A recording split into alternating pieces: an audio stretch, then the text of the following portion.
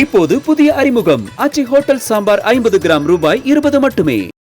அதிமுக முன்னாள் அமைச்சர் நிலோஃபர் அஜீம் அதிமுகவிலிருந்து விலகி திமுகவில் இணைய உள்ளார். அடிப்படை உறுப்பினர் பொறுப்பிலிருந்து விலகுவதாக இபிஎஸ்க்கு கடிதம் எழுதிய இந்த நிலையில் திமுகவில் இணைய இருக்கிறார். 2016-2021 அதிமுக ஆட்சியில் தொழிலாளர் நலத்துறை அமைச்சராக இருந்தவர் நிலோஃபர்.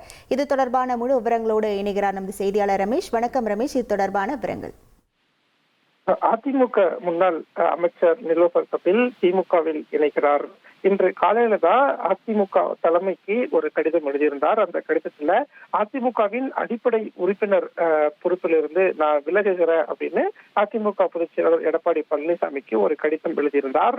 அதே மாதிரி சொந்த சூழ்நிலை காரணமாக நான் இந்த முடிவை எடுத்திருக்கேன் அப்படின்னு முன்னாள் அதிமுக அமைச்சர் நிலோஃபர் கபில் அந்த தகவலை தெரிவித்திருந்த நிலையில இப்போது அவர் திமுகவில் இணைகிறார். திமுக தலைவரும் முதலமைச்சருமான மு.க. ஸ்டாலின் திருப்பத்தூர் மாவட்டத்தில் நடக்கக்கூடிய திமுகவின் மாநாட்டுல பங்கேற்றிருக்கிறார். இந்த மாநாட்டுல முதலமைச்சர் மு.க. ஸ்டாலின் முன்னிலையில அதிமுக முன்னாள் அமைச்சர் நிலோஃபர் கபில் திமுகவில் இணைகிறார் அப்படிங்கிறது முக்கியமான ஒன்றாக பார்க்கப்படுகிறது. 2016 ஆண்டு அதிமுக சார்பில் வாணியம்பாடி சட்டமன்ற தொகுதியில போட்டியிட்டு எம்எல்ஏவாக வெற்றி பெற்று அதிமுக அமைச்சரவையில 2016 ஆண்டு முதல் 21 அந்த அமைச்சரவையில தொழிலாளர் நலத்துறை அமைச்சராக இருந்தவர் தான் நிலோஃபர் கபில். இவர் இப்போது திமுகவில் இணைவது முக்கியத்துவம் வாய்ந்த ஒன்றாக பார்க்கப்படுகிறது.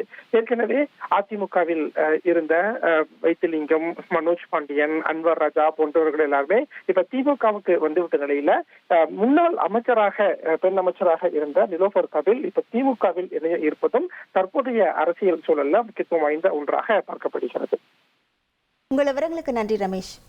இப்போது புதிய அறிமுகம் ஆச்சி ஹோட்டல் சாம்பார் 50 கிராம் ரூபாய் 20 மட்டுமே.